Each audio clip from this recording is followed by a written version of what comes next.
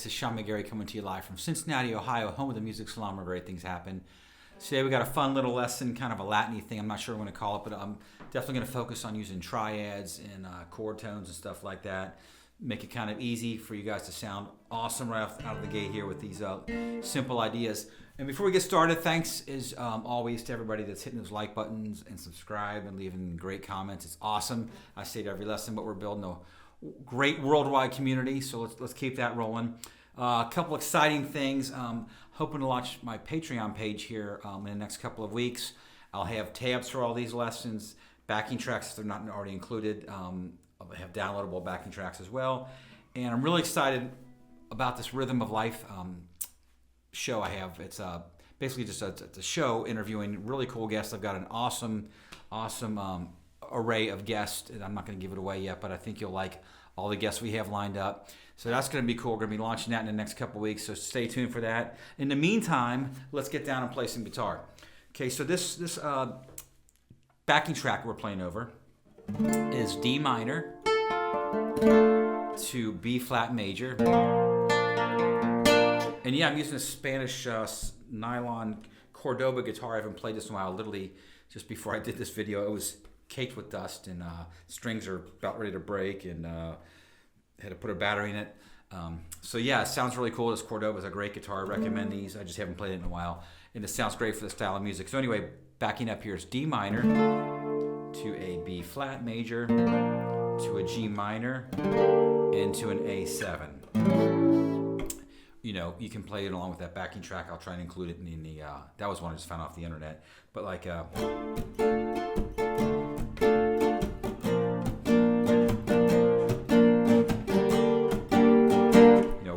not really going to use a track for this lesson per se. I'm going to do some other ideas with that in mind. So let's start with this first idea here.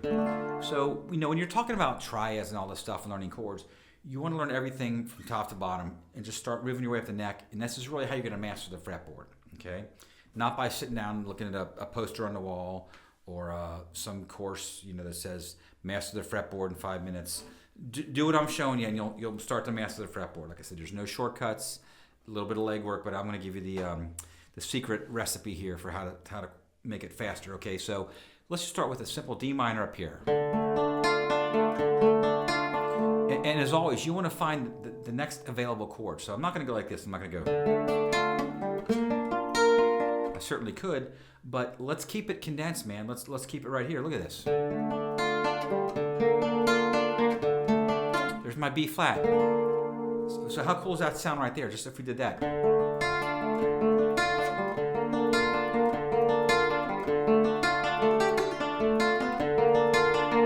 I could do it all day long. That's a cool sound.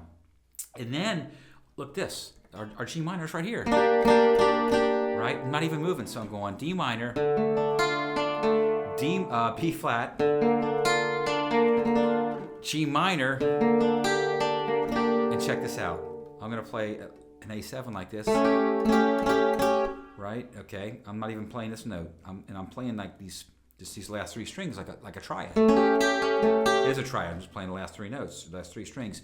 Now the cool thing with this key and these chords, and there's a lot of cool stuff I'm going to share with you today, like a lot of cool tricks that you would be surprised will work over this. But the first thing is I love this. So as always, grab your guitar and we'll jam together here. What I want to do, just to kind of vamp a little bit, is keep this. Let's bring our backing band in. The D string is our backing band. Okay, so now we got the backing band. We're gonna go.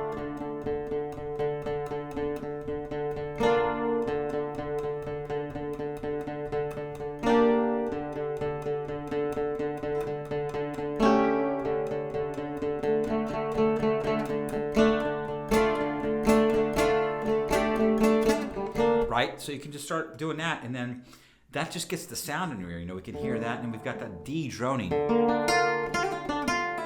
And then you can start playing your licks because everything's right here. I can play out these triads, so we'll come back to that in a minute. But that's the first thing I want to do, is just find these chords close together. Okay, now let's continue up the neck. I mean, I could go up here, right? And but let's condense it now. Let's play these smaller chords because, like I said, I'm going to probably call us triads. So here I'll play my D minor right here. right? Well, where's our closest B flat? Well, check it out. If it was a snake, it'd bite you because you're already right on top of it. Look. Okay, so again, right there.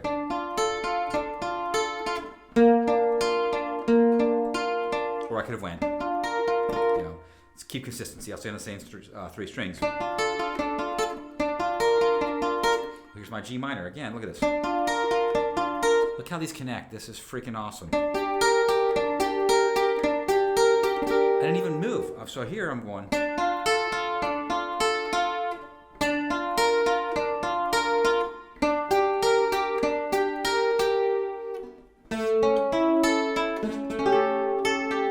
Or, you know, here's my A right there. So now in here, I'm going to substitute the dominant 7 for the A. So sometimes I'll just play an A major, sometimes I'll play that 7th, and that's going to play a big role in what I want to show you a couple little tricks later. But again, here's that little thing I did here. So I went, right? B flat's already in there, one of the notes, and I go. Well, look at this. Don't even move that middle finger. Oh, sorry. D minor shape.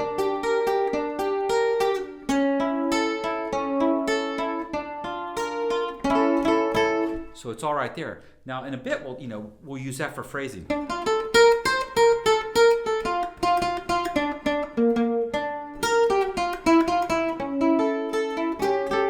Right, the sounds are right there from these chords. Okay, let's do another position. We'll move up here. So I'll go up here, or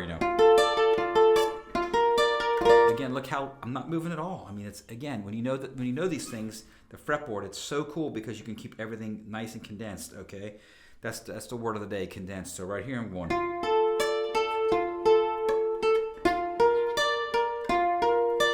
Not moving, look.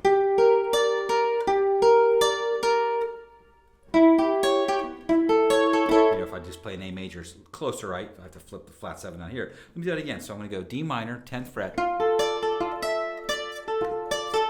D shape, B flat, G minor. Look, I've already got one note of the chord in there.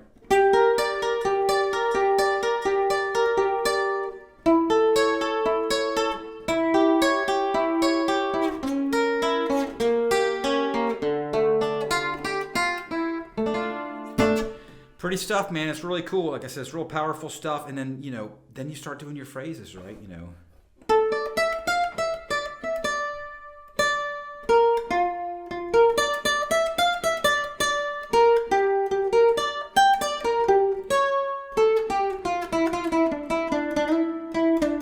You can hear those chords change, and that's something I say to everybody in every lesson. It's like, you want to hear these chords change always when you're playing.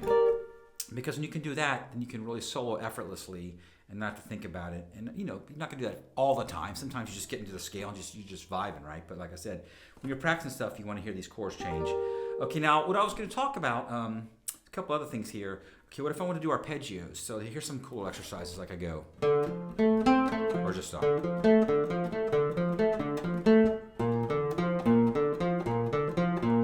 Right, so look how close these things are. I'm basing this off my D minor bar chord right here. And again, I'm just playing.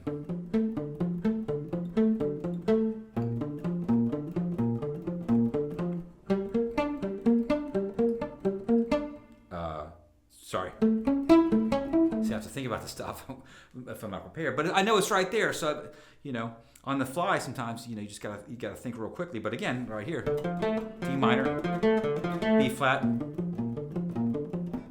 G minor. Here's my closest G. Loop that chord progression and play that, man. And then the outer line thing is all this. We're playing in D minor, so then I can think, okay, well, now I'm going to play my D minor scale.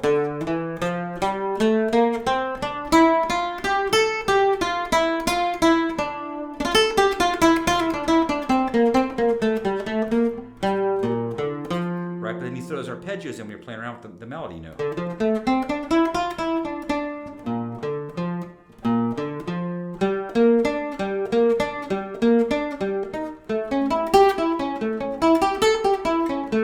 Like that arpeggio, that's an A7 or an A dominant 7, right?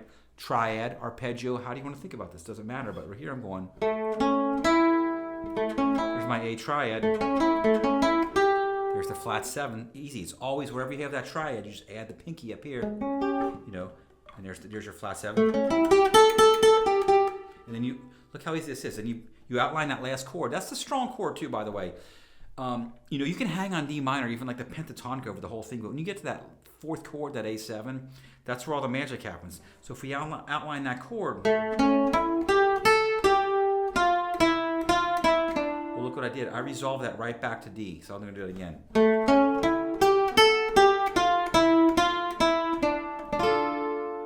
It's that easy, literally. So I'm doing it one more time. So picture the chord progression. You know, you're rocking out in minor pentatonic. Now when this chord comes up, this A7, you're going to play this.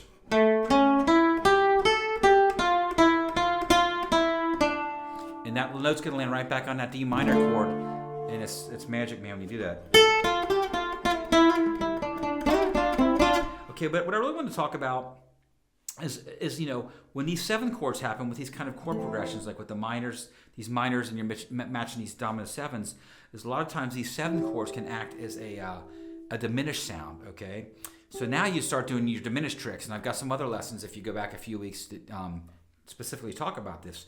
So my next first little trick I want to introduce here is, again, you're rocking out over that chord progression, you're playing D minor, you're playing some cool riffs, you're outlining the chords, you know. But when it gets to that 7th chord, that A or A7, I'm going to play, let's do this up here. Here's my A7 triad again. I'm going to backtrack. Here's your D-shaped A. Flip it upside down. There's your flat 7. Now watch this. Per the diminished law, like reharmonizing, I've heard that term, whatever you want to think about. You're just walking it down every 3 frets. Oh, sorry. I literally can't see the frets here with this light.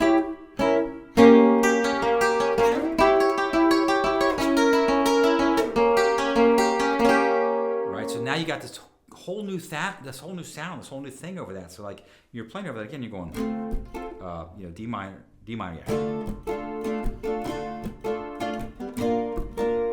Even for rhythm, check it out. Let's forget about soloing for a second. Let's just think about rhythm, okay? We're going.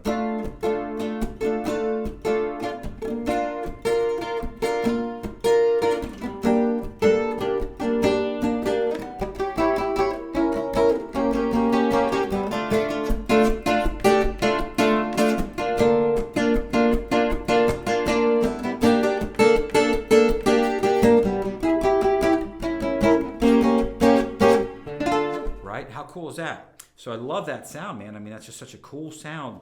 And it's such an easy thing to do. If you know this little trick, like I said, you can up your game exponentially with this one little trick.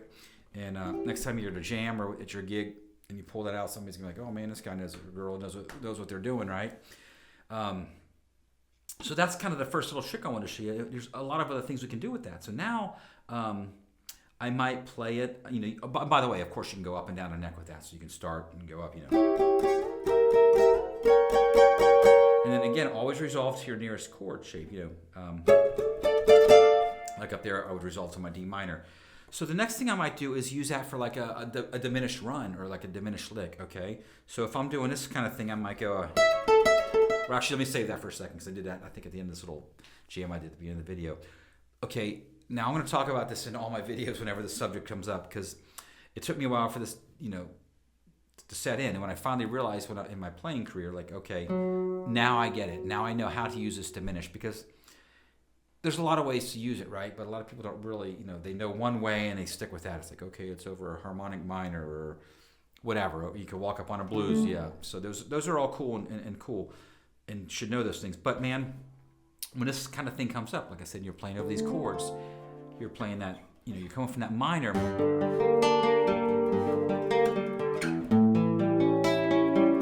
My ear hears this. It hears this, you know, this diminished run.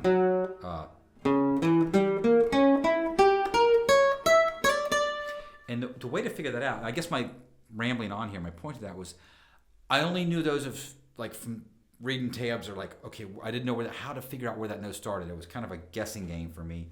And all it is you take that chord that you're going to play that diminished over. In this case, it's A or A dominant 7, doesn't really matter. Where's the major third? The major third will always be your answer. So now,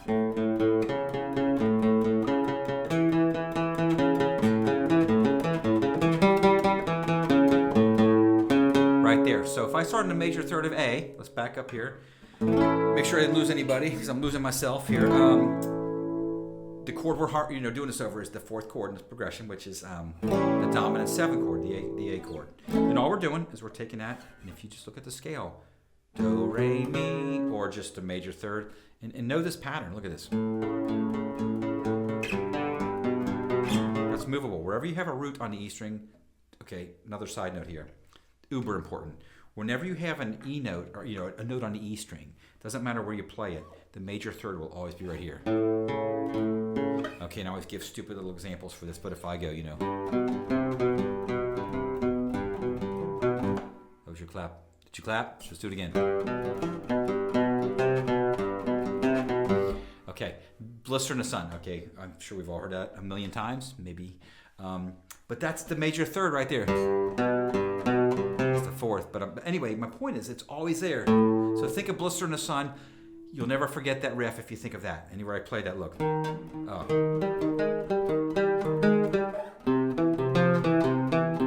So that rule always applies. Okay, so sorry for going on and on about this, but it's so important. I want you guys to remember that. Now I've got this major third. Now what are we going to do? Okay, well, the easiest way to play diminished for me is just always this rule. This just play, right? 3 frets. And then move up a string. So up and over. Man, that's as easy. It's not easy to play, but it's easy to remember as anything. Look at this.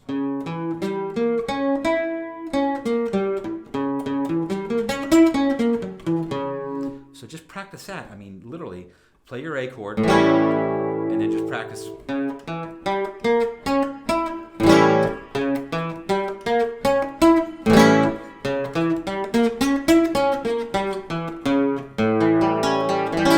That in your head, even if you just do that little bit over that solo, that's gonna sound freaking awesome, So you're rocking out in D minor,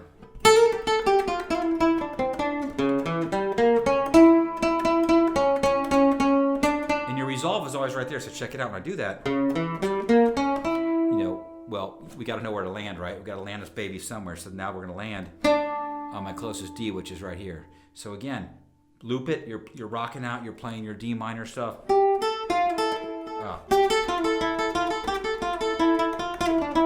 Here comes the A7. Bam! Back on that the D minor when that lands. So it's right there. Now, if we want to continue that riff though all the way up to next, check it out. I might go.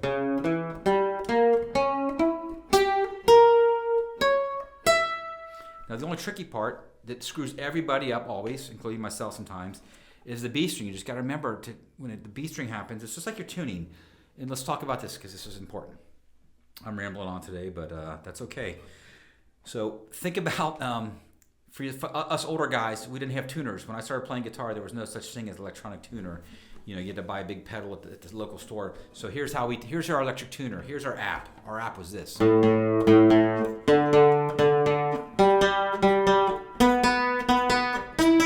not in perfect tune right now, but that's okay. So that was our app back then, in the 80s. Was this old school using our ear, which is not a bad thing to keep alive, right? Because you don't see people doing it anymore. But don't do it on stage. Don't go. Just kidding. But anyway, so if you think about this logically, and I never even put it together back then. I mean, I did. I knew this was a B note, B string, but I didn't think about how it affected anything other than just my tuning. So when you tune, you have to shift. So the B string will always be your wild card. So I'm explaining this long math here, so this will stick with you.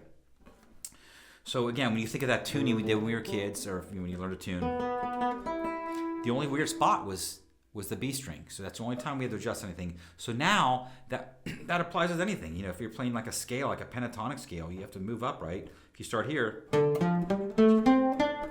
not that note. Right, you scoot up, you just shift up. So it's super easy. You just got to think about it, and a lot of people get lost with that. So anyway, when I go back to this diminished, I'm going to the major third, Look at this rule. I'm going 3 frets up and over, 3 frets up and over, 3 frets right here. Bam, I gotta go up 1 extra fret. I can't do this. Gotta move up. So one more time.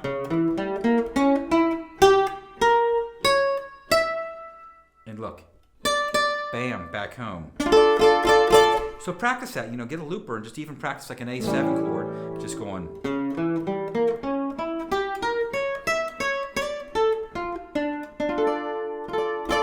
Okay, and then one more riff I want to show you guys and girls and anybody watching out there is another cool way to do this is like these little arpeggios.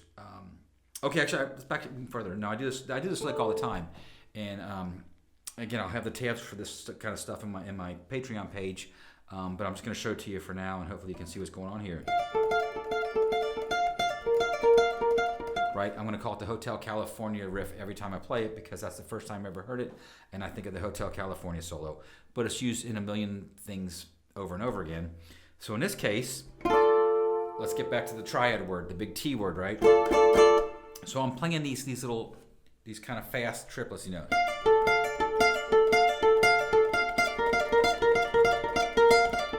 I'm playing it off each triad, okay? So that, again, it's that easy. Go back, I got a bunch of these lessons talking about all this stuff. So if you could locate this D minor triad, which I already showed you earlier in this lesson, well, this riff, right? You can almost think like minor pentatonic, the last note of minor pentatonic. So it's always there wherever I play. Oops. Okay, sorry. I'm gonna go. Okay, and then remember earlier I showed you that B flat. Well, so look how great this is. I just changed one note. So if I'm going.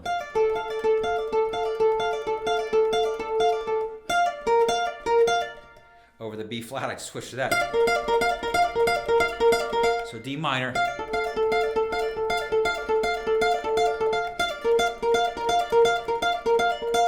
Look, G minor. Now I'm just repeating this riff up here. Okay, now I'm going to go up here to my A7 or A. Now watch this. So I'll play just a regular A here. I'll go.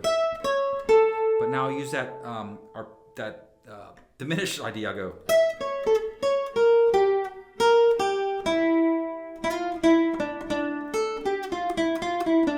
So one more time, I'll do it real slow. Picture the chord progression.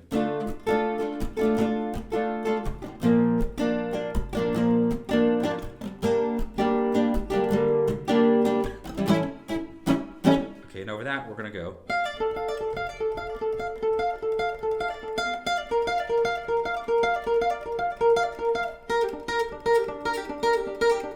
Now right here is where they'll diminish again.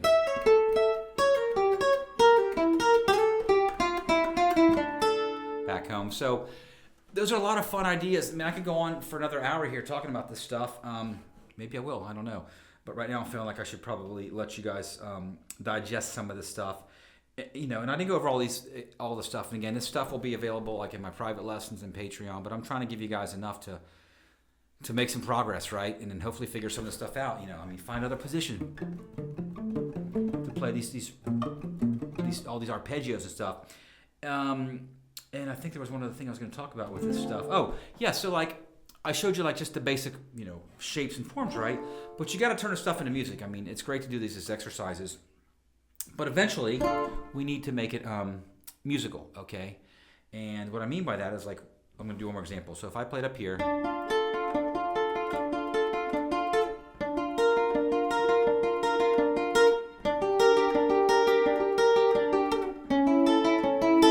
Those are the triads. It sounds cool. I can use that for rhythm or all kinds of layering stuff. But let's make it musical. Let's play little phrases off each one of these. Okay, and again, if I do that lick. Again, just playing little phrases.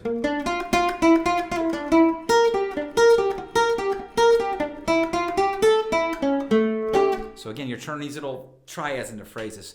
Guys, I'm rambling on. Thank you for listening. I hope this helped you out a little bit. As always, I really appreciate all the comments. Please, please, please hit that subscribe button. It helps me out tremendously. Hit the like button. The comments are great. I'm reading all the comments. They're very nice. And I'm tons of videos planned. We're filming, and I got some cool stuff happening.